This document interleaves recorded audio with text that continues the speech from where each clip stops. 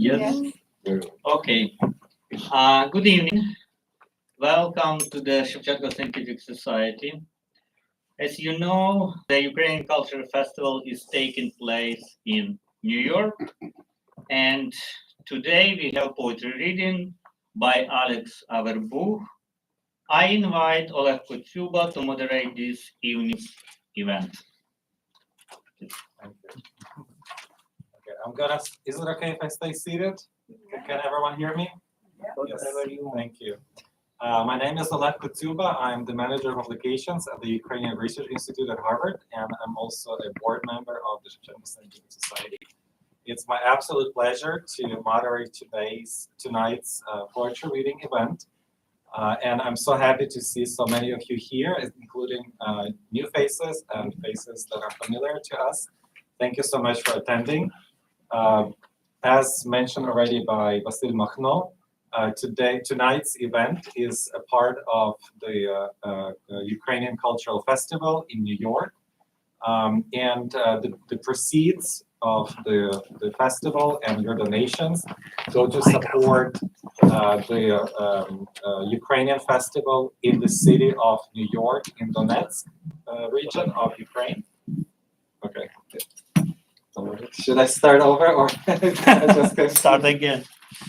All right. So the proceeds from tonight's event, as well as from other events of the Ukrainian Cultural Festival in New York, go towards supporting Victoria Amelina's cultural festival it's a literary festival in New York, the city of New York, in the Donetsk region in Ukraine. So we invite you to please, if you are able to scan the QR code on the bottom right of the poster that is exhibited to my left. There is more events planned of the festival. Please look up the program. The program is also available downstairs. I would like to start with request, perhaps, that we honor the memory of Victoria Amelina with a minute of silence. She was the initiator and indeed the heart of that literary festival in Donetsk Oblast, New York. She has done so many wonderful things to support Ukrainian writers, people at the front. She was reporting about what had happened to women and men and children who survived the occupation of the Russian forces. And unfortunately, her life was taken prematurely by a Russian rocket. Please, let's remember her with a minute of silence before we continue.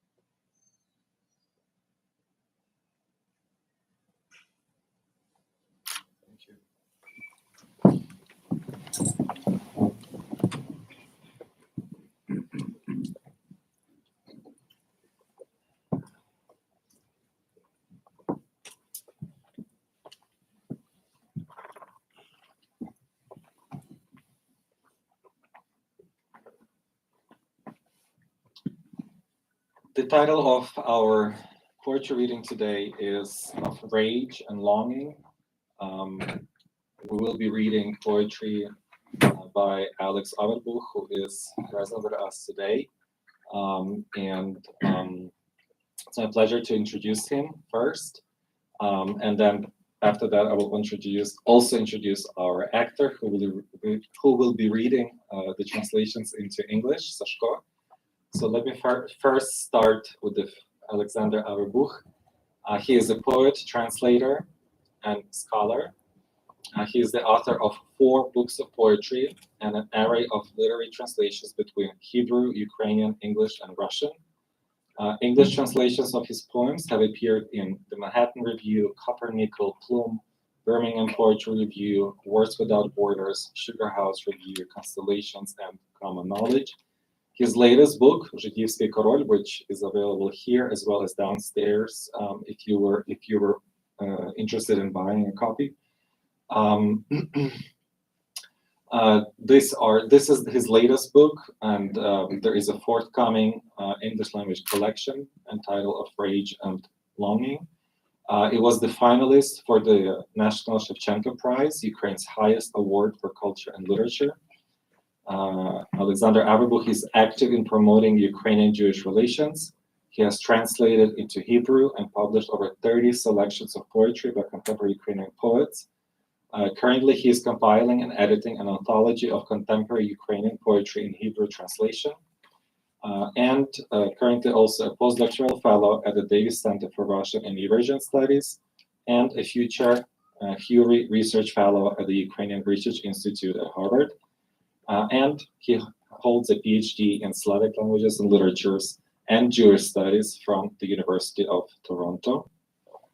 And to my right is Sashko, originally immigrated from Kharkiv, Ukraine, to Chicago. Sashko holds a bachelor's and a master's in fine arts and acting degrees. They are based in New York City, having performed off-Broadway at regional theaters and overseas. Their collaborative short film, The Fisherman and the Fish, is currently being shown at international film festivals. They're also the community manager of North America for Klitsch, an organization focused on pro-Ukrainian cultural projects. Recently, you could have seen Shashko hosting and performing at concerts, raising funds for humanitarian aid at events like SXSW and Eurovision. Thank you very much, and we will begin with a reading, and then we'll discuss in between the readings and open the floor to questions from the audience. So think about questions. When we read poetry, when we listen to poetry, it's about the metaphors, it's about the kind of feeling that it transports, that it gives you. It's also what stands out to you. So think about those images and those metaphors, and think about the question that you could ask that we all could discuss in this coming together that we're having today.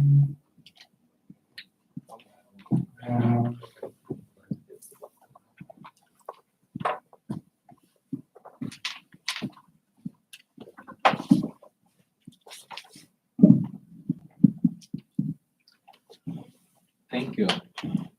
Thank you for attending this event, and thank you for organizing the festival, and the festival which is combined with a tribute with this to Victoria. And Oleg mentioned before that the festival, which was supposed to take place in New York, in Donetsk region, and I was supposed to be part of this festival because and I will read about this episode from my family history, a poem, because one of my grandfathers was born in New York, and the whole family there was a huge community of Mennonites, a colony of Mennonites in New York, and they probably still live there. And we have family there, and we have a lot of photographs from New York, which are labeled New York. And when my grandma died in 2018, I just browsing through the album, and I saw these photographs before, and I knew that she spent the whole war, Second World War, in Donetsk, but suddenly I saw all the location is labeled as New York. And then I sent all these photographs I also posted them once on Facebook, because for me this, to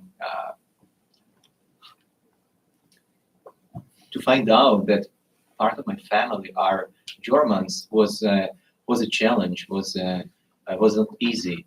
And they sent all the photographs to Vika, and we had a conversation about the festival and the possible use of these photographs, and so on. So I'm happy that the festival, this festival, will contribute to the festival planned in New York, which was for during the Soviet times, Novhorodsk, and now it is back New York.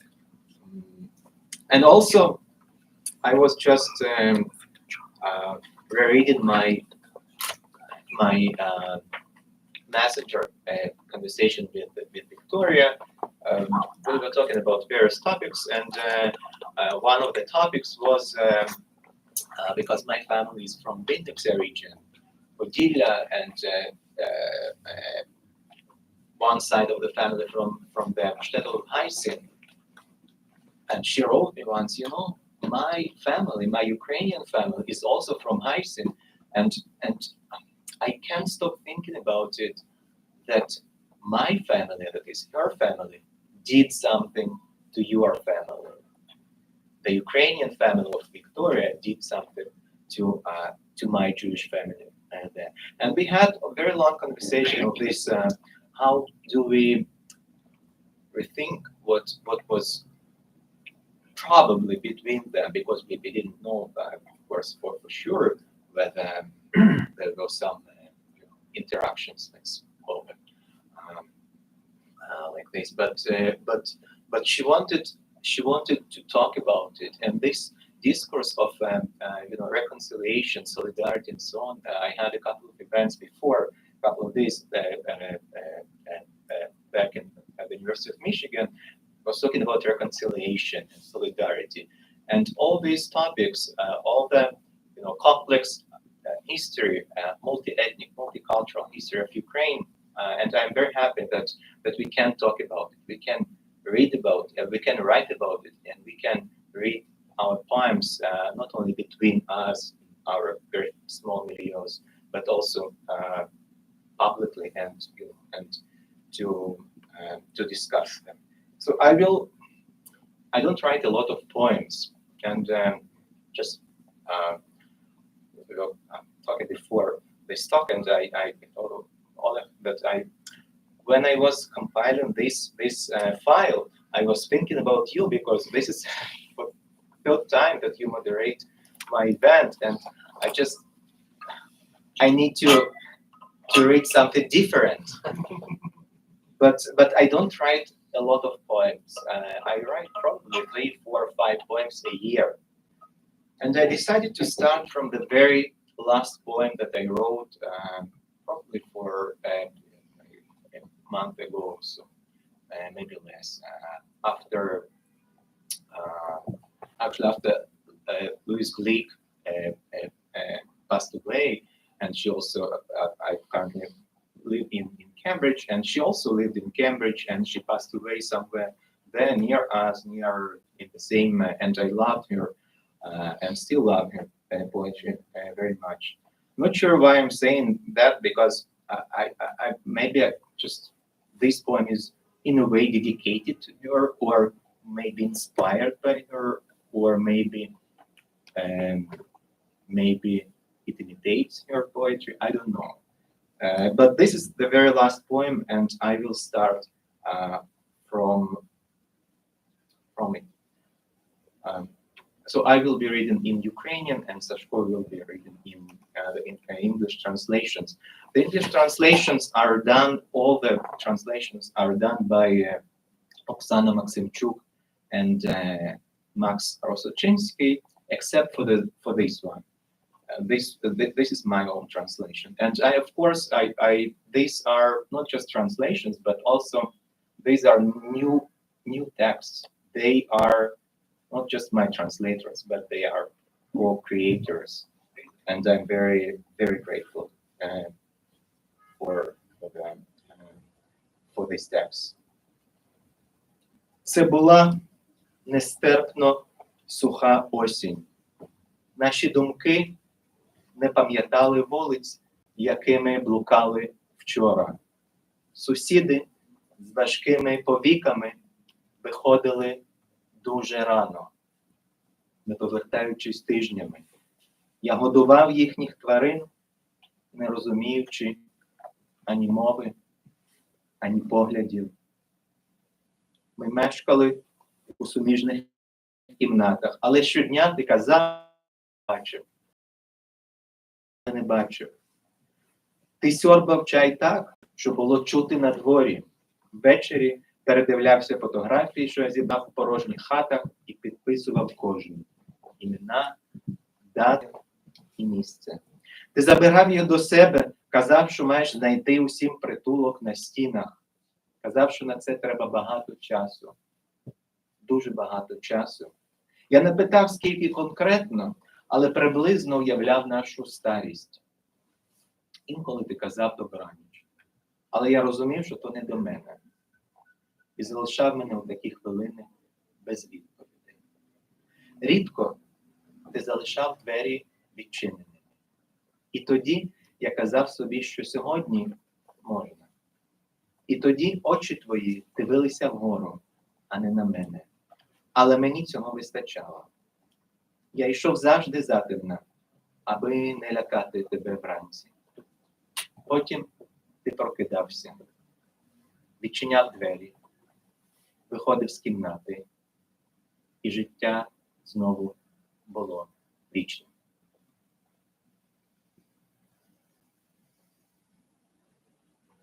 It was an unbearably dry fall. Our thoughts did not remember the streets that they wandered yesterday. Neighbors with heavy eyelids left very early, not returning for weeks. I fed their animals, understanding neither the language nor glances. We lived in adjoining rooms, but every day you said that you never saw me. You heard something about salt lakes, exhausted shores, but you'd never seen them. You sipped your tea so loudly that it could be heard outside in the yard. In the evening, you looked through the photos that I collected from empty houses and labeled each names, dates, locations. You were taking them for yourself. You said that you had to find a place for them all on your walls. You said that it would take a lot of time. A lot of time. I didn't ask how much exactly, but I imagined, more or less, our old age. Sometimes you said goodnight, but I understood that it was not to me, and you'd leave me at such times without answers. Occasionally, you left your door open, and then I tell myself that tonight I was welcome. And then your eyes looked up, but not at me. But that was enough for me. I always left when it was still dark, so as not to startle you in the morning. Then you'd wake up, would open the door, step out of the room, and life was eternal again. Thank you. The next poem is a new poem. It is not included in Zhydivsky korol. And it's about this. I was born in the Luhans'k region in village of Novaidar, which was not occupied till 2022, but was very close to the borderline 10 kilometers or even less. And I wrote it after after it was occupied, and I still continued to until this very moment. I'm in touch with some of my distant relatives there, and with neighbors, and with former friends, and it reflects on this ambiguity when you can't decide what's your attitude towards these people who, for various reasons, stayed there on the other side, but they keep talking to you, and I keep talking to them. Він був там не один, його тягло до своїх. Вони стояли на протилежному березі, майже не торкаючись ґрунту, і вказували повільними рухами у напрямку перешийка. Перейди, наче переглушений гомін приспаної в серці зливи, спогади й досі трималися течії. Скаламучена тікала за рибами та водоростями на велику землю, винувато озираючись на затуманілі береги Айдару. Стебла очерету гульками повними брунатною тугою билися глухо й темно один об одного, розпорошуючи до води затужавілий пух. Наче минуле, що конче маєш струсити кудись додолу, на себе, як яблука, що не котяться від яблуні, куди ти їх не шпиняй, як первинне ім'я, на нього й досі озираєшся. Підійди, підійми, але ти стоїш і стоїш, білою яблунькою, що останнім живим коренем тягнеться до пекла свого дому.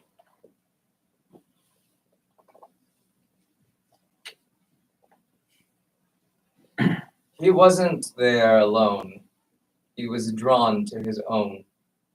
They stood on the other side of the river, barely touching the soil, and pointed with slow gestures in the direction of the isthmus.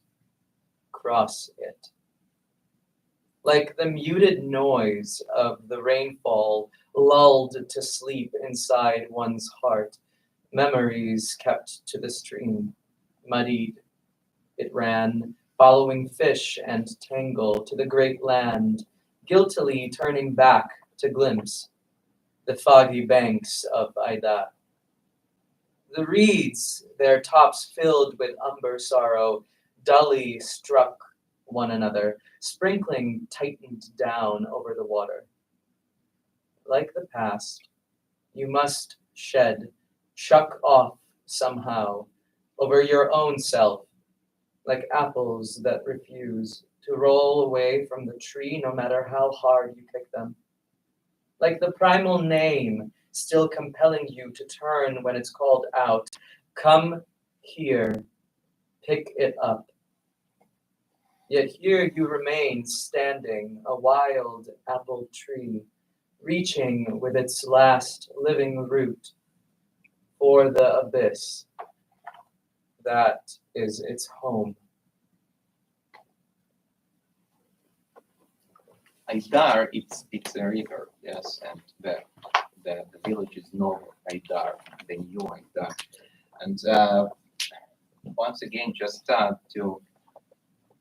I was talking to Victoria, and she was in probably 2018, maybe 17. She had a tour, multiple readings in the Luhan'sk region, and she told me, Aidar is my favorite river. I visited your village and the museum there, and I have a read. What a lovely people! It was one of the best readings I ever had, and it was for me that she was there and I wasn't there for years, and I was asking her about, tell me more, how it looks like now, how are the streets there, because I even knew the director of this museum. Her name was Florida Petrivna. And she asked me, Florida? How is it possible? Yeah, so another memory of Айдар. Книга родоводу Олександрового, сина Давидового, сина Авраамового. Авраам породив Ісаака, Ісаак породив Якова, Яків породив Юду і братів його. Юда ж породив Фареса та Зару від Тамари. Фарес же породив Есрома, а Есром породив Арама, Арам породив Амінадава, Амінадав же породив Наасона, Наасон породив Салмона, Салмон же породив Бооза від Рахави, а Бооз породив Йовіда від Рут. Йовід же породив Єсея, а Єсей породив Давида. Давид же породив Лейзера від Батшеви Буріхової у Чорткові. А Лейзер породив Ізраїля від Сари в окопах Святої Трійці. І як народився Баал Шем Тов, то було батькам його по 100 років. І не мали вони, окрім нього, дітей, і померли, як Бештові 5 років було. І вештався він по хащах, шукаючи Бога, аби задобрити його. І знайшовши, породив від хани Малки у Бродах Цвігірша та Аделю. Аделя ж породила Фейгу від Єхієля Шкіназі з Тульчина, і були в них ще Мойше Хаїм, Борух Шмуль і Янкель Йов. Фейга ж породила у Меджибожі Нахмана. А той Нахман із Братслава породив від Сашії Ефраїмової Аделю, що породила від Йоськи Авербуха з Хмельника, Авраама Довбера. Авраам Довбер породив Дувіда Чигирині. Дувід же породив Боруха від Ліби Товби з Медведівки, і тоді вже народився від Боруха Ісосі Сури Аронової в Бершаді Герц. Герц же породив Дувіда, Боруха, Рахілю, Шейну та Зислю від сини Бенімінової у Дашові. А Рахіля породила Луїзу Людмилу від Віктора в Донецьку. Віктора ж породив Карл Освуд з Менонітів в Новгородському. Луїза Людмила ж породила Наталю від Володимира Богославова з Кракова, що з неї родився Олександр, і всіх поколінь від Авраама аж до Давида 14, а від Давида до переселення в Україну та великого змішання поколінь 14. Народження ж Олександра сталося так. Ще до того, як його матір заручено з Михайлом з Новоайдару, та перш ніж зійшлися вони, виявилося, що вона має в утробі Олександра. А Михайло, не бувши праведним, ославив її і не прийняв її, бо не хотів Олександра, зачатого від нього. А Наталя хотіла вродити сина і дати йому імення Олександр, щоб він захистив її і не ославив більше. І як прокинулася зо сну, то зробила, як звелено їй. І не позбулася його, і не вискрадла. І не знав Олександр у подяку матері своїй, батька свого, Михайла Володимирового, ані діда свого, Володимира Костянтинового, ані бабу свою, Ніну Миколаїву, ані сестру свою, кровну, сліпу, не знав і не бачив ніколи. Як вони жили у Ростові на вулиці Єрьомінка, 82, квартира 803, як щоранку ходив на роботу батько його, цього він не бачив і не знав. Як сестра в темних окулярах виходила із жінкою під руку, не бачив і не знав їх ніколи. І спитав себе, хто згрішив, вона чи батько її, що сліпою народилася? Вона не згрішила, бо не знала, що батько вчинив. Промовив це і допоміг зціленню сліпої.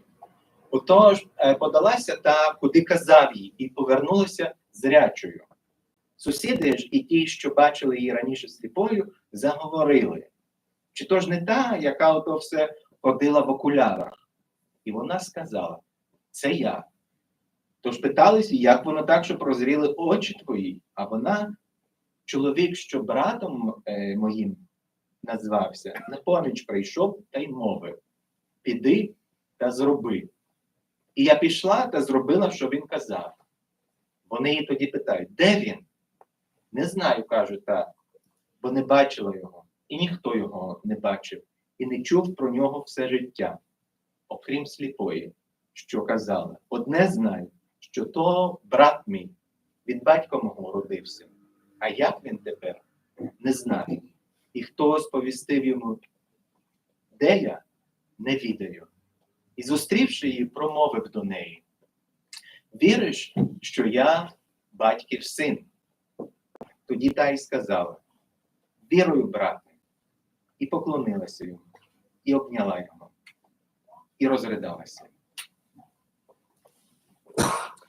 The book of the generation of Alexander, the son of David, the son of Abraham. Abraham begot Isaac, Isaac begot Jacob, Jacob begot Judas and his brethren, Judas begot Phares and Zara by Tamar, and Phares begot Hezron, and Hezron begot Aram. Aram begot Aminadab, and Aminadab begot Naason. Naason begot Salmon, and Salmon begot Boaz by Rashab. Boaz begot Obed by Ruth, and Obed begot Jesse. Jesse begot David, and David begot Lazer by Bathsheba Burichova in Chotkiv. And Lazer begot Israel by Sarah in Okop Svятої Troici.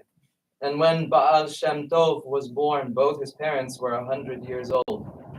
And they had no other children beside him and died when Besht was 5. And he wandered around in the wild, searching for God to appease him. And having found him, Besht begot Zvi Hirsch and Adelia by Hannah Malka in Brodia. And Adelia bore Fecha and Yehiel Ashkenazi from Tulchin. And they also had Moshe Chaim, Baruch Shmuel, and Yankel Yov. Fecha gave birth to Nachman in Medjibish, and Nachman out of Bratslav begot Adelia Batsashia Ephraimova. Adelia bore Avram Dovber of Yoska Averbuch from Khmelnik. Avram Dovber begot David in Chichirin. David begot Baruch by Libatovba from Medvedivka. And then Hertz was born of Sosa Sura Aronova to Baruch in Bershat. And Hertz begot David, Baruch, Rahilia, Shena, and Zislia by Sima Benumianova in Dashiv. And Rahilia bore Luisa Lyudmila of Victor in Donetsk, and Victor had been fathered by Karl Oswood of the Mennonites in Novorodsk. And Luisa Lyudmila bore Natalia of Volodymyr Bohuslavov from Krakow, and from Natalia there was born Alexander. So all the generations from Abraham to David are 14, and from David until the Exodus to Ukraine and the great intermixing are 14 generations. Now the birth of Alexander was on this wise. Even before his mother was espoused to Michailo from Novoaidar, and before they came together, it had turned out that she carried Alexander in her womb, and Michailo, not being a righteous man, disgraced her, and he did not take her as his wife, because he did not want Alexander conceived by him. Yet Natalia wanted to bring forth a son and call him by the name Alexander, so that he would protect her and would not be a disgrace to her. And as she woke from her sleep, she did as she was commanded, and did not get rid of him, nor did she scrape him out. And Alexander knew, thanks to his mother, neither his father Michailo, born of Volodymyr, nor his grandfather Volodymyr, born of Konstantin, nor his grandmother Nina, born of Nikolai, nor his blind half-sister, never knew her, nor did he see her ever, that they lived in Rostov-on-Don's Yeremenko Street, 82, apartment 803. That every morning his father went to work, Alexander neither saw it nor knew of it. That his sister in dark shades went out arm in arm with a woman. Never had he seen them nor known them, and he asked himself, who had sinned, she or her father, that she was born blind? It was not she who had sinned, for she did not know what her father had done. Thus spoke he and helped heal the blind woman. She went whither he had told her to go to, and she returned sighted. The neighbors, therefore, and those who had seen that she was blind said, isn't she the one who had been wearing dark shades? And she said, I am she. Therefore said they unto her, How were thine eyes opened? She answered and said, The man who called himself my brother came to my aid and said unto me, Go there and do so. And I went there and did as he had ordered. Then said they unto her, Where is he? She said, I know not, because I did not see him. And nobody had ever seen him or heard of him except for the blind woman, who said, I know only that he is my brother begotten of my father. How he is now I do not know, nor who told him where to find me, having met her. He said unto her, Dost thou believe that I am the son of our father? She answered and said, I believe, brother. She bowed down before him, embraced him, and broke into tears.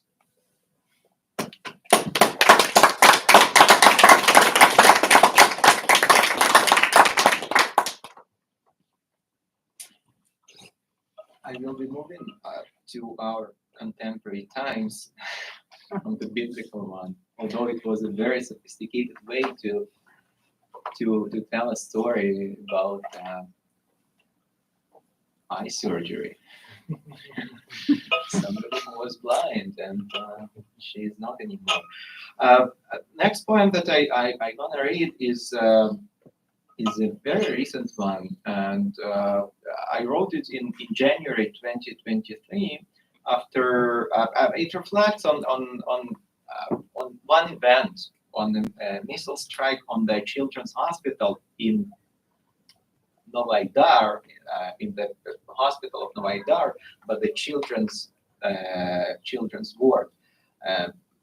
And the rocket hit and completely destroyed the building where Russian soldiers were hiding and receiving treatment, secretly, of course. The poem responds on this cynical use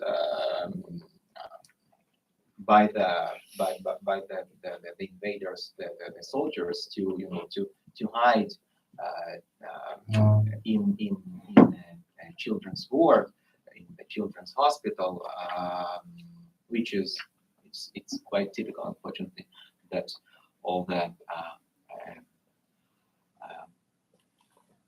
invaders and terrorists are hiding behind hospitals and civilians. So I'll read this poem. Російські солдати спочивають у ліжечках дитячого корпусу Новоайдарської лікарні. Пухленькі мутанти-велетні, сповиті попелюшки мого дитинства, російські солдати кирзаками вибивають кордони наших затісних колись. Витягуються, роззявляють пащі, просять каші і гречі вдень і вночі, вдень і вночі, смокчуть нафтові соски, пердять природним газом, далеко від Костроми і Рязані російські солдати у вісні скрикують: «Матушка, батюшка, Боже царя храни, велика страна моя родная, победа, один народ, нефть, газ, балет». Розхристані, безголові, безрукі, ніби й розтрощені ляльки моїх тіток, якими грався у дитинстві. Російські солдати не дають собі ради. Хто ними бавитиметься тепер? Хто вдягне у светри, натягне спідничку, пришиє відірвану голівку, крутить пусте тільце ручки та ніжки, розкидані по лабіринтах дитячого відділення Новоайдарської лікарні, таких безкінечних і темних, таких совєтських, таких моїх. Це туди прабаба Рахіля, велика, глуха, руда жінка, принесла мене у вересні 85-го року на таємне обрізання. Це там я обіцяв лікарці, що зроду не бачила такої піпіськи обличчя. У лабіринтах дитячого відділення Новоайдарської лікарні на стендах великі шприци, язикотримачі, клізми, затискачі, ікони Леніна і Кравчука, і ще якогось беззубого хлопчика. Усім трьом я молився, аби у мене не було карієсу, і до 12 років не їв солодкого. Велике і темне, як церква Московського патріархату, дитяче відділення дитячої лікарні, дитячого Новоайдару мало 2 дитячі поверхи. На першому, зігнувши навпіл крихітне кільце і стягнувши штани, робили зішкріп на гостриків. На другому, на холодне і прозоре, як дитячі спогади, скельце вичавлювали з мізинчика крапельки крові. А нині у дитячих ліжечках дитячого відділення Новоайдарської лікарні, у визвольному перегарі, під обламками імперської турботи спочили російські солдати. І жодного беззубого хлопчика не зачепило, кажуть місцеві, що бачили у дитячому відділенні мого королівства спокій і темну ніч, прозору, як зраду, як дзюркотіння в очі, як Божу росу, як слинявий поцілунок сусідів, як згарище перешкод перед осліплими від люті туги.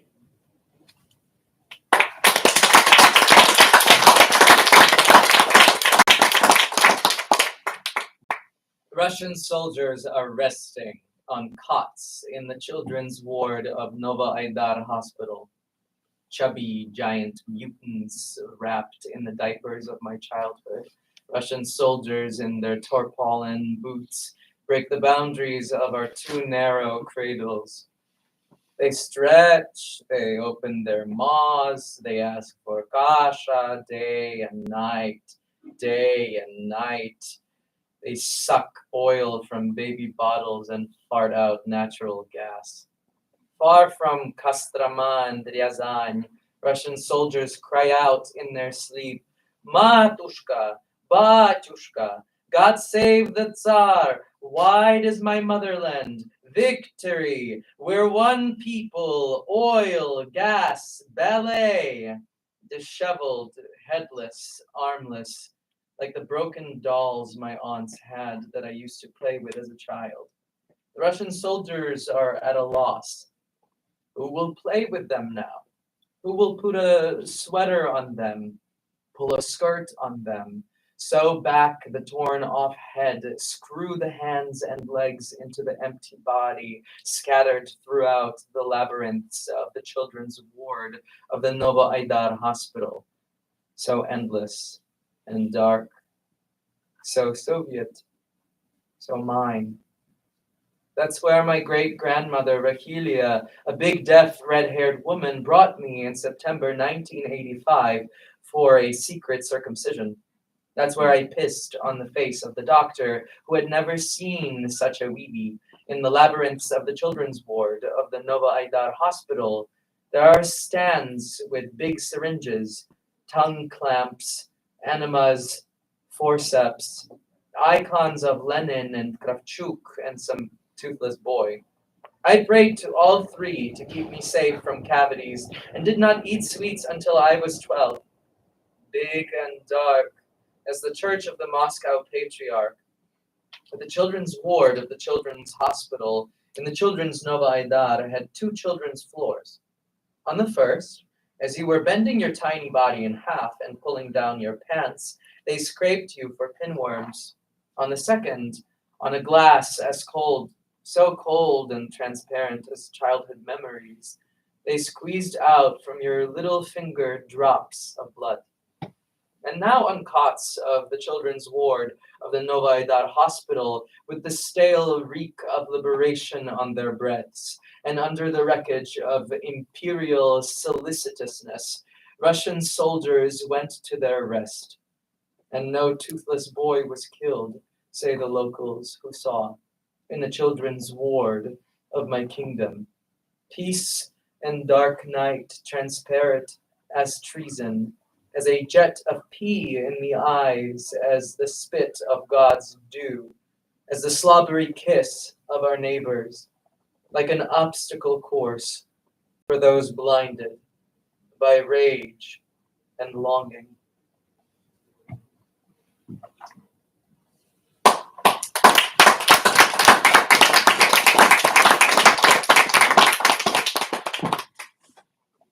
The next poem I wrote it after the events, the discoveries, the events of Izum. You remember when all the exhumations took place, and the news were full of horrible descriptions. It reflects on these events.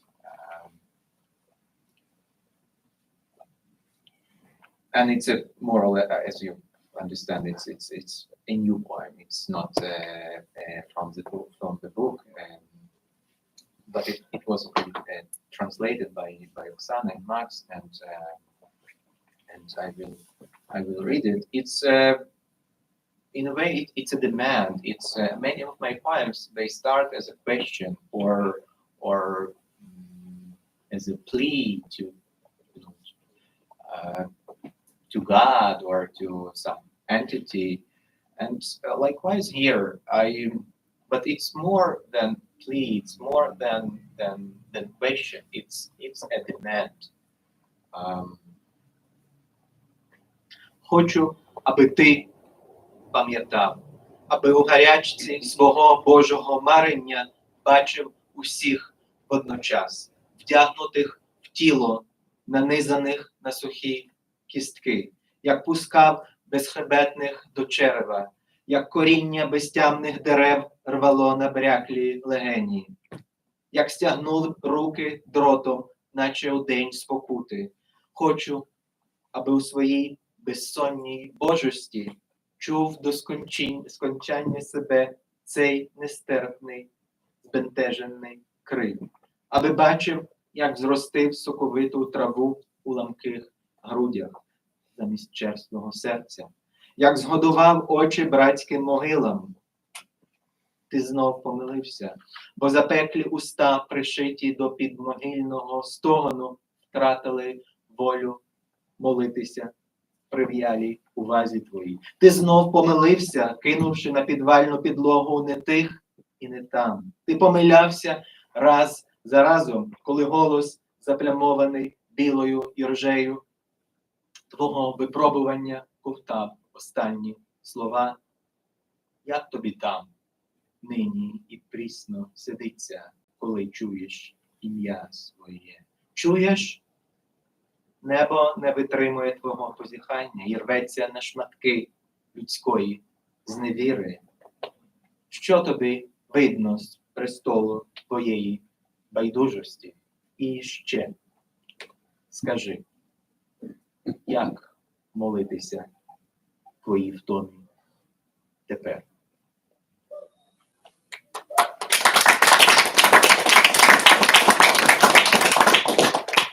I want you to remember, so that in the fever of your holy daydreaming, you would see everyone at once, dressed in body, strung on dry bone, how you let the worms into the womb, how the roots of the frenzied trees tore at the swollen lungs, how you bound hands bound with wire, like on the Day of Atonement, in your sleepless holiness.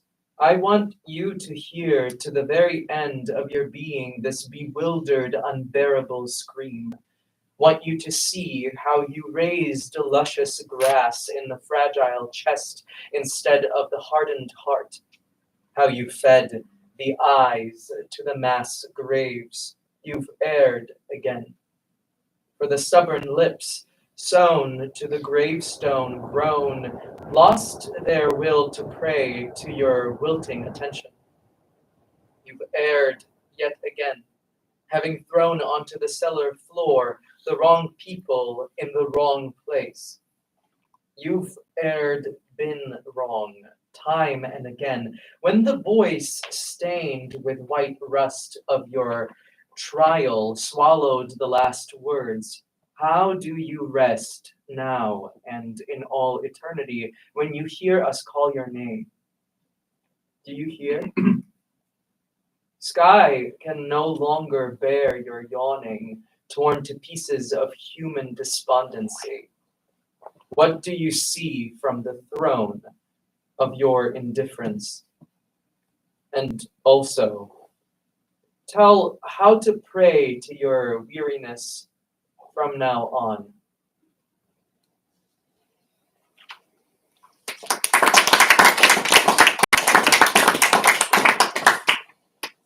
In general, every poem, for me, it's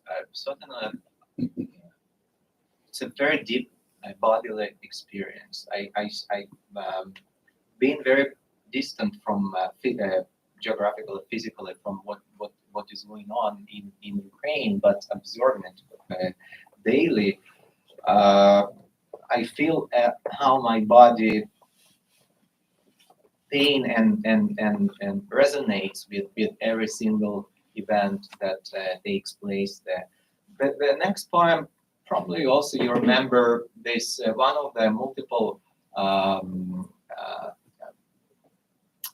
missile strikes on.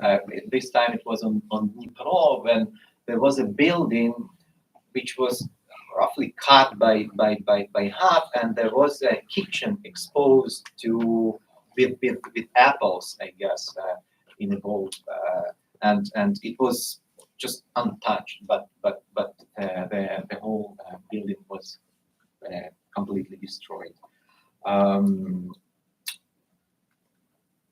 So this poem is also about that event.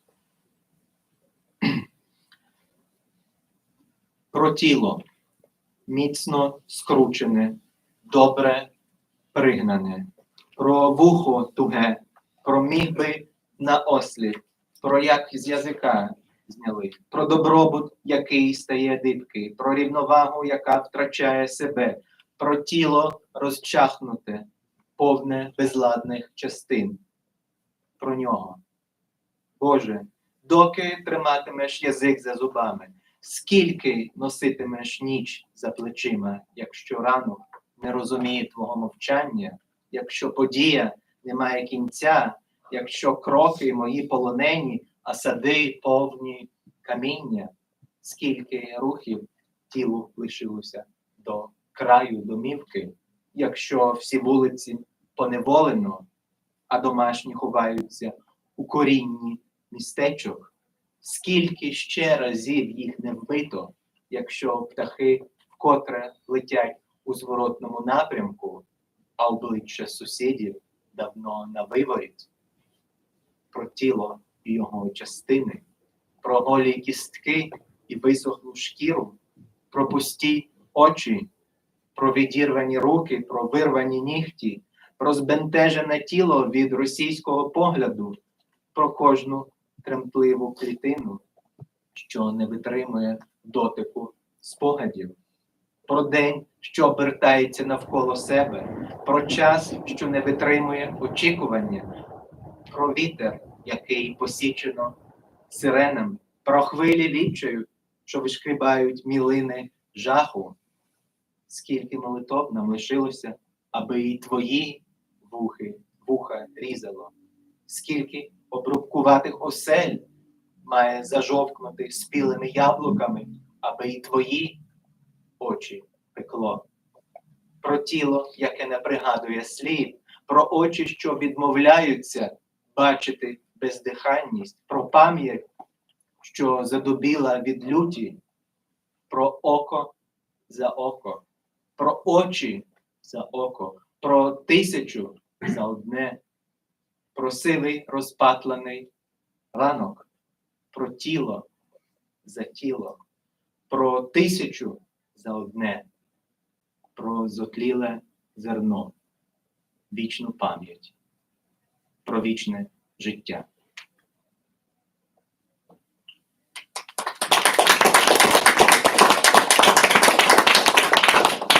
About the body.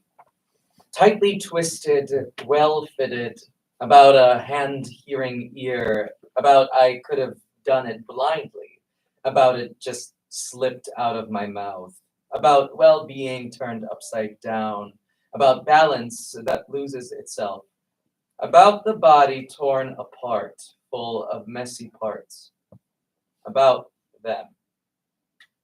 God, how long will you keep your mouth shut? How long will you carry the night on your shoulders?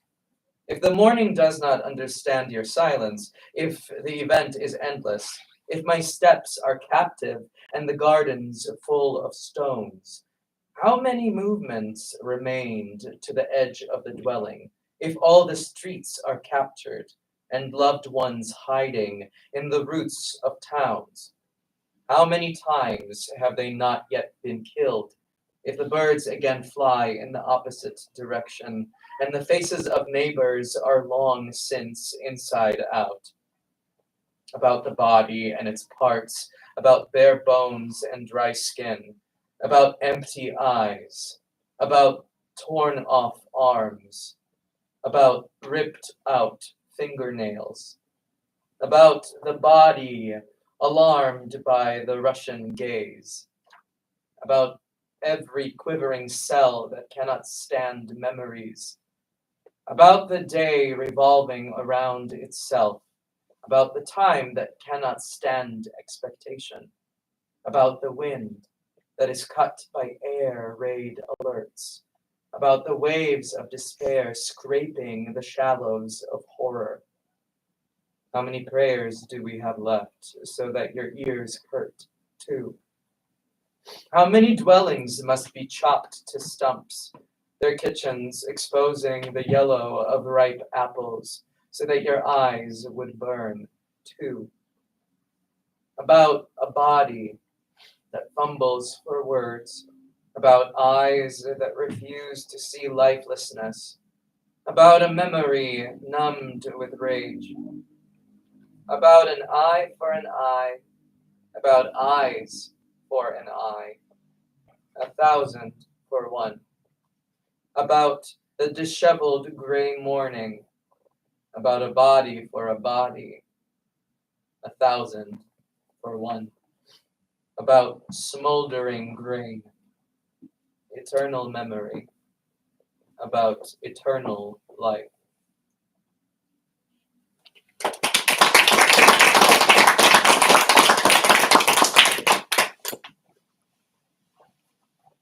There were a lot of poems about the East, Luhan'sk, and Novaidar, but I also have, particularly in this collection, a lot of poems about another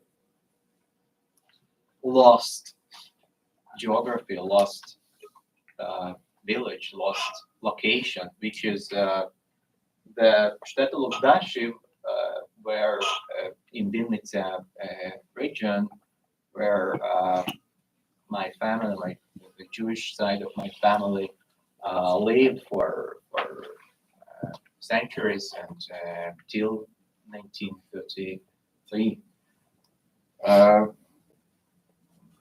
I will read a poem about an event. I read this poem yesterday, and somebody made a comment. It's a documentary poetry. Indeed, it's a real story. A sad one. У 22-му моя 7-річна прабаба Рахіля бігала на горище видивлятися, як до Дашева тягнеться березень.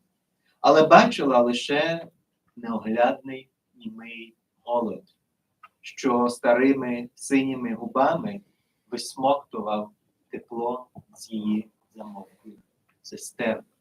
Моя прабаба Рахіля згадувала, як у 22-му сусід Бондаренко приніс до хати цілу жменю макухи. Сказав матері, загорни у ганчірку та дай оце смоктати малим шейні і зислі, аби дотягнули до березня. 2 крихітні мішечки кісток, шейну і зислю, батько Герц поховав на городі. А прабаба Рахіля й досі пам'ятала смак розм'яклої макухи. 2 останні заслинені грудочки, з яких мати Сима зварила зупу у лютому 22-го року. In the year 1922, my 7-year-old great-grandmother, Rahilia, would run to the attic to watch March reaching out for the village of Dashil. What she saw was a boundless, dumb famine, sucking warmth with its aged blue lips out of her silent sisters. My great-grandma Rahilia remembered how in the year of 1922, their neighbor Bondarenko brought a handful of cattle feed, said to my mother, wrap it up in a rag and give it to the little ones, Shayna and Zislia, something to suckle on, to make it through the winter. 2 tiny bags of bones, Shayna and Zislia, Father Hertz buried in the garden. And great-grandmother Rahilia still remembered the taste of mushy cattle feed, 2 last salivous lumps out of which Mother Sima made soup in the famished February of the year 1922.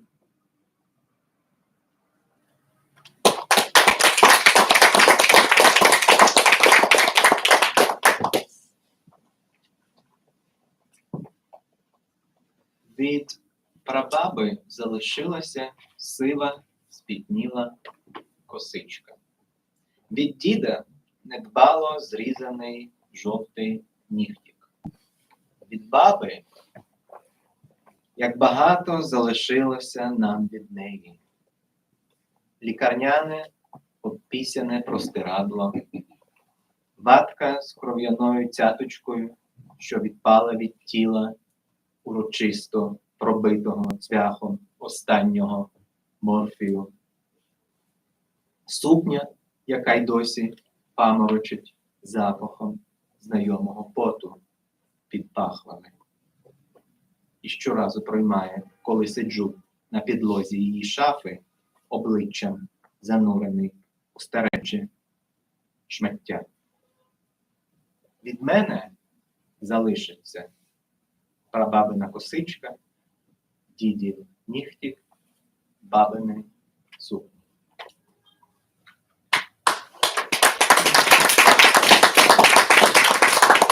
All that's left of the great-grandmother is a gray, sticky braid. Of the great-grandfather, a sloppily trimmed yellowed nail. Of the grandmother, so much was left over for us of her. The pea-stained hospital sheet, a cotton ball with a small blood stain that fell off her body, solemnly punctured with the nail of the last dose of morphine. The dress that still makes me dizzy with the familiar scent under the armpits overwhelms me every time when I sit inside her wardrobe, my face sunk in the old woman's rags. All there'll be left of me, great-grandma's braid, grandpa's nail, grandma's dresses.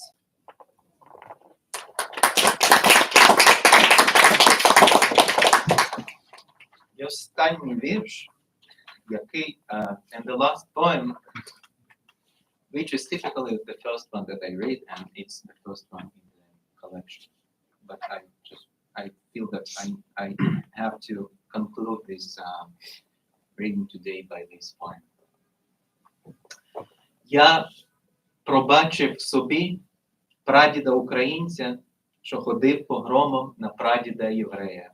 Пробачив прабабу польку, яка рвала коси прабабі єврейці. Я пробачив собі прадіда москаля, який забрав останній шматок у прабаби українки. Я пробачив прабабу єврейку, що написала донос на прадіда українця. Вони всі зараз тут, на останній вечері мого тіла. Налягають на стіл, кожне тягне за серце, підіймається, відрізає клаптик, показує іншим. Бачите, це наше. І я не встигаю запитати кожним відірваним шматочком.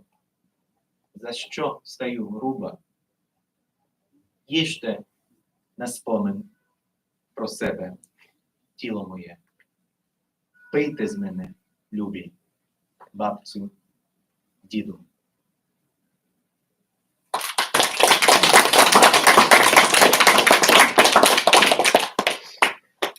I forgave myself for my Ukrainian great-grandfather who joined a pogrom against my Jewish great-grandfather.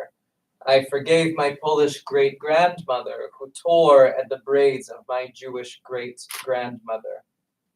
I forgave myself for my Moskal great-grandfather who took the last bit of food from my Ukrainian great-grandmother. I forgave my Jewish great-grandmother who informed on my Ukrainian great-grandfather.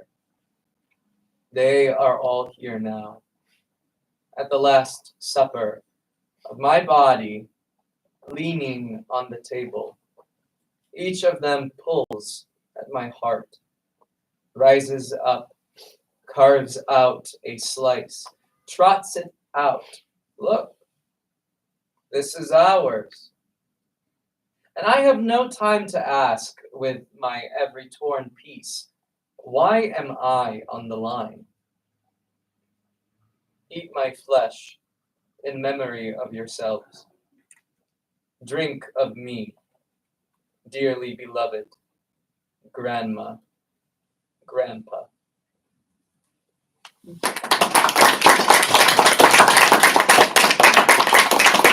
Just to finish once again, to go back to what we started from, Victoria and our conversations. I will quote even the couple of sentences because she read the manuscript and once she wrote in Messenger.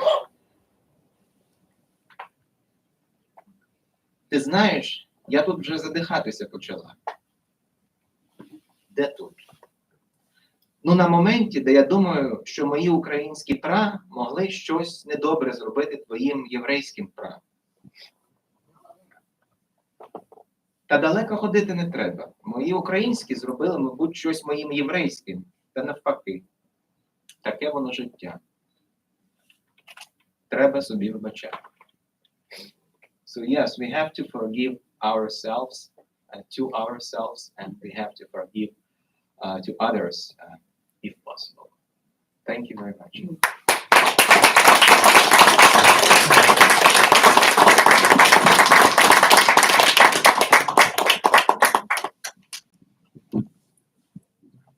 Thank you so much, Alexander, for sharing your poetry with us, and thank you to Sashko for such a wonderful reading in English translation. Maybe once more, just one more round of applause for both of them for sharing this.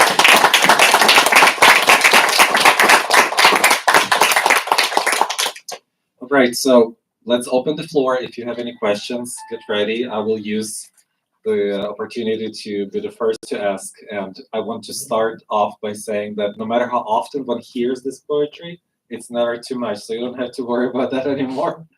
I feel privileged to, honestly, to listen to your poetry because it really, every single time I get goosebumps thinking about those images and thinking about kind of these experiences. When we had Iya Kiva read at Harvard, she was asking this question: why don't we write about love anymore? And as I was listening to this, I'm thinking about all the possible poetry that people write these days, and I was wondering, what about love? And the answer is that it is about love. It is, because like if you're looking 14 generations and then 14 generations more for your roots, when you look at the map and you try to understand where your parents and grandparents and great grandparents came from, and then when you try to imagine this potential possibility of one part of the family doing something to another part of the family without actually knowing whether something like that happened, but just kind of hypothetically, all of that kind of the only way to forgive yourself is through love. So, and that kind of tearing at the heart, that powerful image, right? Kind of, that's about love too, right? Because you would not care if you didn't love, right? And so I was wondering, kind of that search for yourself that you speak about, right? In that series of poems about the location, right? If you could just maybe expand a little bit more on the kind of the feeling of connectedness to the previous generations, this kind of being born one of another, and why for you, that's such a key element. Thank you.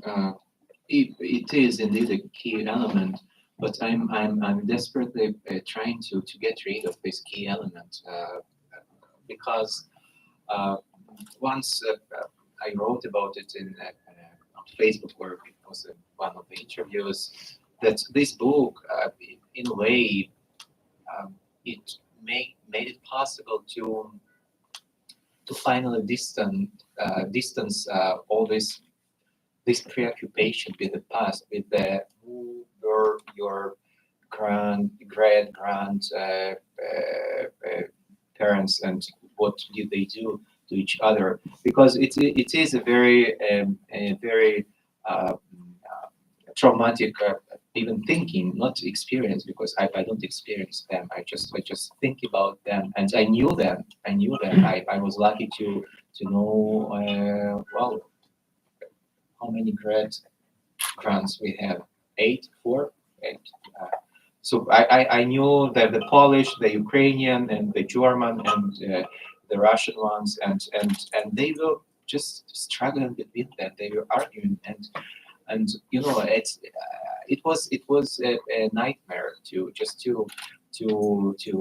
observe, to be exposed to such hatred. But this hatred was not only hatred, because they came to be together because they loved each other, because they married each other, because they brought life. I am the fruit of this hatred and love. So in a way, it's very, I think, narcissistic approach to write about yourself time and again,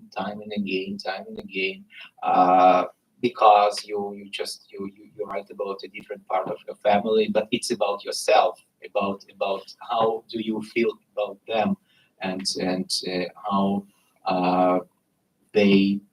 what are the roots of what was going on between them, in you, and all your traumas and so on. So it's about identity and all the struggles, but it's if we just reduce it to the very mundane experiences, it's about something that you want to get rid, that you want to forget. Once you wrote about it, you just at least for some time, you pushed it away. You just it's there.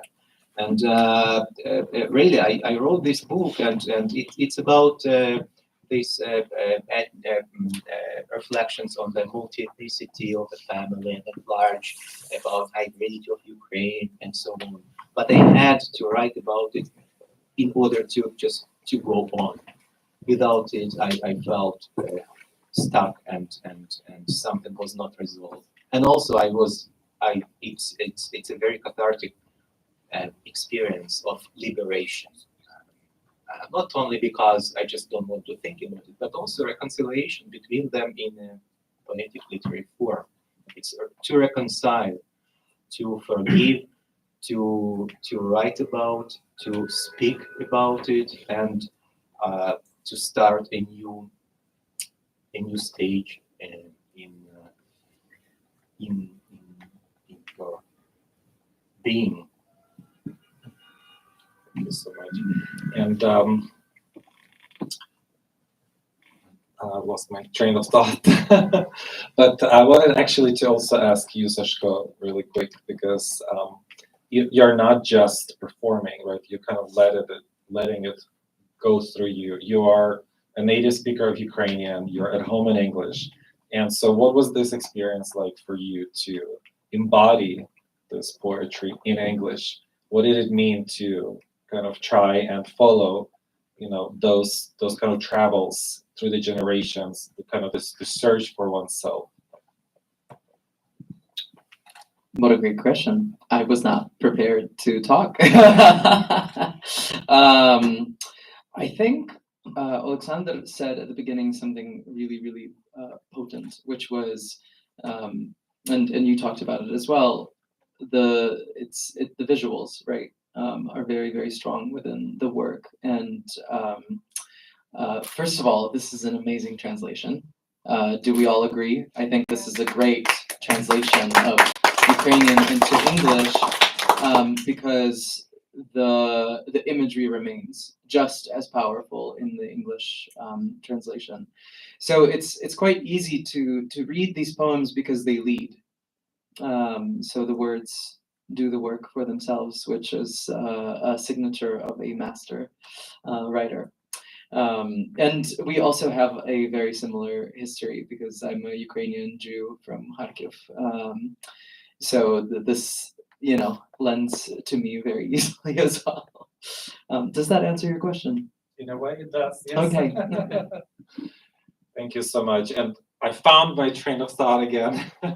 And what I wanted to say after Alexandra's response is that this kind of poetry is very unique for us right now. If we look at the landscape of Ukrainian poetry, addressing our experience, our life as a community that consists of very different people, ethnically, religiously, in terms of language we speak, and so on, is not something that was done very often in our history as a culture, as a nation, and in general is not done very often at all, because there is a certain concept of poetry, right? And it emerges from the Romantic period. Before that, there's the epic kind of idea of what poetry is supposed to do, and it's never to deal with this very, very painful matters. It's about making someone into a hero, trying to create some kind of a myth of emergence, of creation myth of sorts, or talk about this very elevated feelings that maybe are far from reality even, right? The kind of the type of exalted love or the type of impossible relationship and so on. And so to talk about matters that are really difficult and thought-provoking in a way that forces you to face some very difficult reality is truly groundbreaking. And so I just wanted to say that because that needed to be stated too. All right, please, if you have any questions, feel free to ask. Now is your time. Say now or forever be silent, as they say. Please go ahead. Well, you mentioned at the beginning that you write very few poems, that you only have, 4 or 5 poems that you write this year. And I wanted to ask you to talk a little bit about your process and why it takes you so long. I'm busy.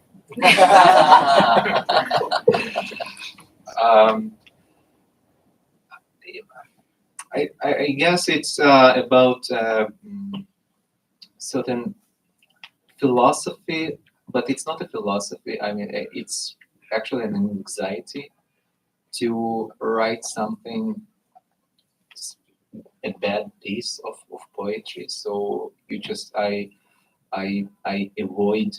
I have more starts than finished completed poems. I have a dozen of poems that have only a couple of lines and then destroyed, and only one that is actually was completed. And why philosophy? Because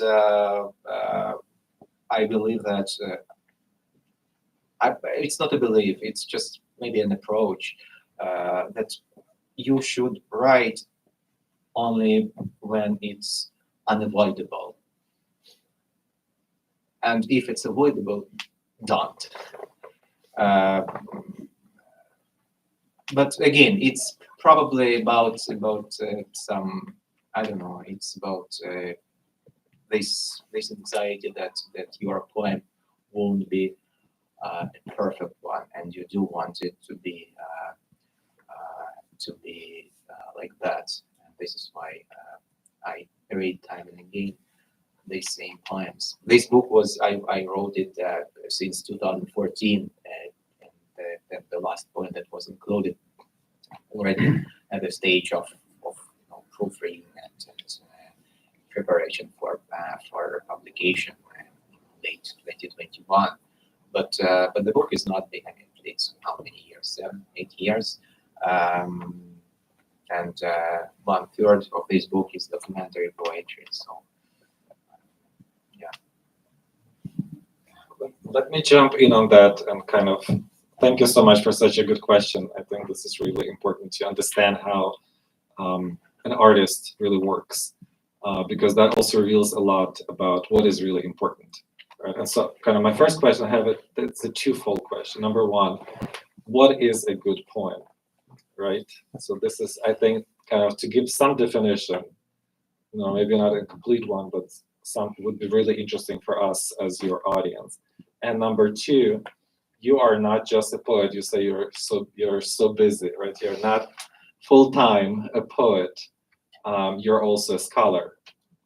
And so I've heard one very prominent writer who is also a historian once say that when she writes, she feels like an imposter.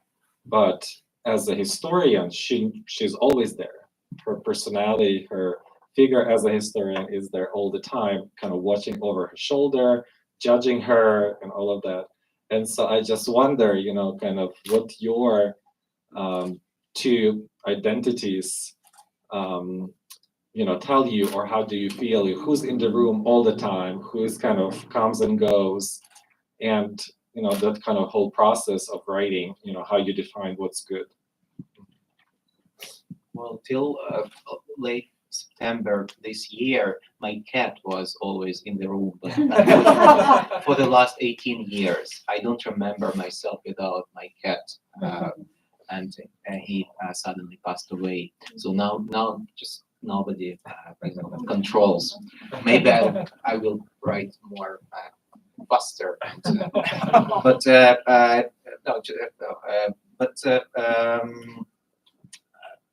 Maybe I'll give one example of intersection between the scholarly work and the creative writing. Once again, this book, roughly 40 pages of this book are poeticized letters by the Ukrainian forced laborers in the Nazi Germany. They sent a lot of letters which were censored and never, some of them were delivered, some of them were not. And I was working in the archives with these letters, and I love them because of their language. It's a pure surgery, if there is a oxymoron, pure surgery. What does it mean? Yes. But language is beautiful, and I used to work with documentary sources, incorporating them into my creative writing. But now my postdoctoral project deals. I write a book, a scholarly book about the correspondence of Ostarbeiters as a scholar, but I came to this topic through my creative writing, and I think that I never divided between these two occupations with these letters, with these texts.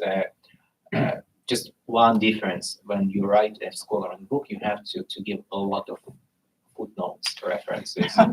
When you write your book, you don't. You can be you can join this core of these voices. You can be one of them. They can be part of you. They are part of me.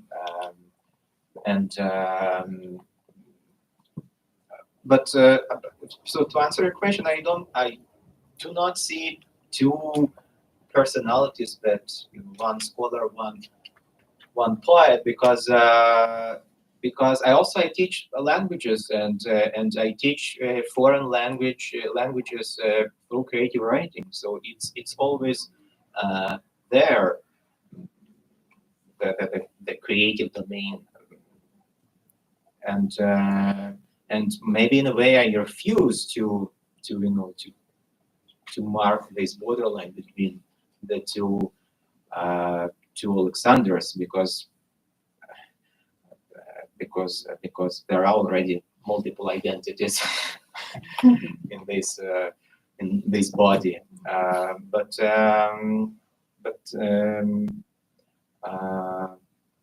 Yeah, this is a good poem. What is a good poem? What is a good poem? Once I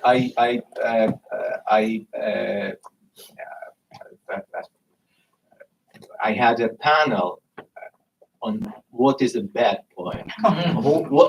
Who is a bad poet, or something about bad poetry. So I'm more prepared to answer. Actually, I'm not. What is a bad poem? But what is a good poem? I think that when and this is very much connected to the previous question, why do I write only 3, 4, 5 poems a year? Because a good poem is a poem that is loved by people. You have, when you get a lot of likes on Facebook, it's a good but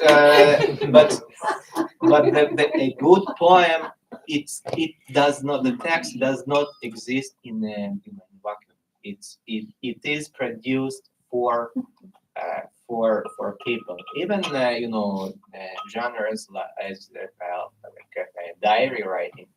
People who write diaries, they always have in their mind the imaginary reader, whom they always want to please, and when one writes a poem, or I don't know, or a novel story, I think that it's a responsibility, because we have purpose. We talk about poetry and activism in those days, poetry and resistance, poetry and various kinds of activities, something that poetry that does something that changes our perception, that changes reality. And how could it change if we don't think about the target audience, about the target space, and so on. So it's not only about yourself, about your inner restrictions and anxieties, but it's also about what is needed, what kind of spaces need to be filled with various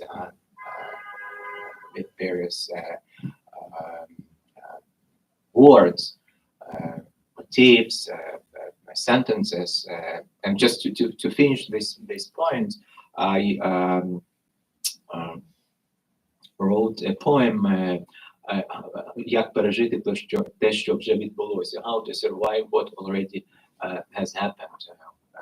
I guess this is the translation, Oksana's translation was. And I translated this poem also into Hebrew, and it was published in mid-October in Israel in one of the newspapers, and people read it as it's about our events, what is happening in Israel. But this poem I wrote it in 2020 about, again, in my perception, in my imagination, about Holocaust, about Jewish suffering, if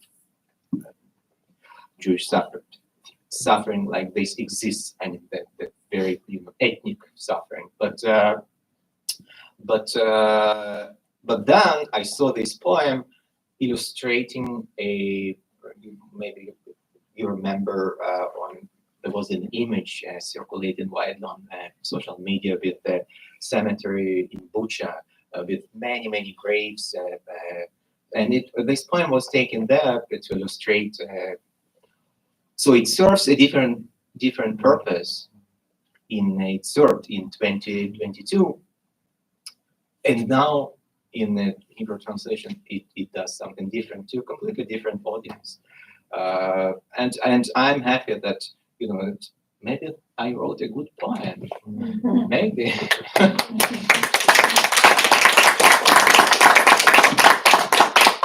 Thank you so much. We're almost out of time, so I see there's one more question. Before we go there, just kind of to respond to what Alexander has said, a scholar and a writer who shall not be named had a very good image for what it means to write in general, right? It's not just to be liked, but to be understood, to be met. And so his image for that was that when you write, it's like ascending a tall mountain. And on the very bottom of it, you will see a lot of hikers, right? And so kind of the road is very wide. There's a lot of people, and you go and you greet, and they all see you, and they kind of you encounter them there.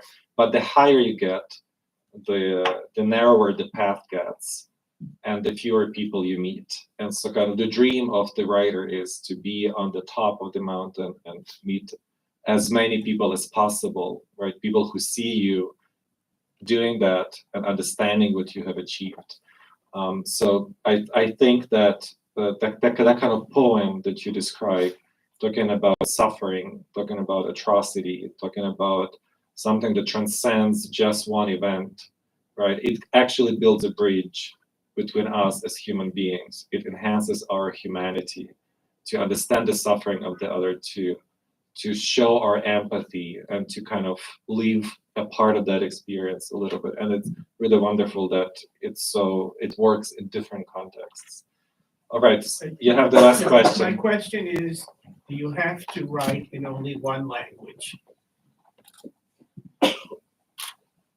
Do I have to write only in one? In other words, you only want to write in one language, or can you write it, or would you feel uncomfortable writing in any other language except Ukrainian? Well, my first two books are in Russian. Okay. The second one is it has both poems, both in Russian and Ukrainian. So for now, I don't feel comfortable to write in Russian, but these are my poems. They're mine. I don't. I possess them. I created them. I never wrote in Hebrew, although I translated a lot of over the last 2 years. I translated more than 150 poems from Ukrainian into Hebrew, mainly for the anthology. So there is a goal to do it, but I never felt a necessity to write in need to internal external need to write in Hebrew. I never found a niche to feel with something unique that I can offer to the Hebrew poetry. So yes, there are some probably some topics that I'm more comfortable to write in certain language. Some topics, discourses, moods. How about English? No, I didn't. As you can hear, but I did. Well, the very first poem was translated by me, and I also translated a few cycles from the Ukrainian by Zhydivsky. I edited a special issue of Ukrainian Literature Journal of Translations published by the University of Toronto in 2020. So there are. I was editing it, but I also contributed to this volume. It features 16 contemporary Ukrainian poets.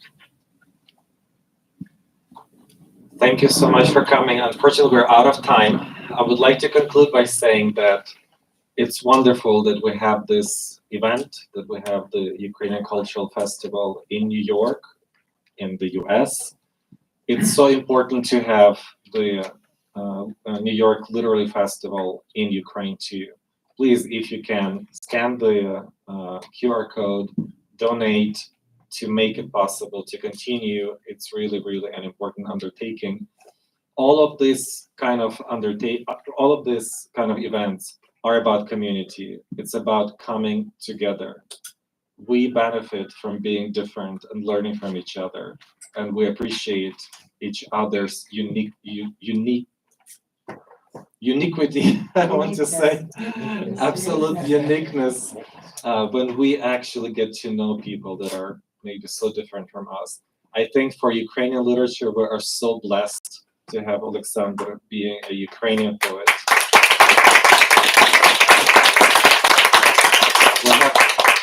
Moreover, today we have several other important poets and writers in our midst here today, right now. One is sitting in the back, the other one has gone upstairs to welcome us for a reception to which all of you are invited.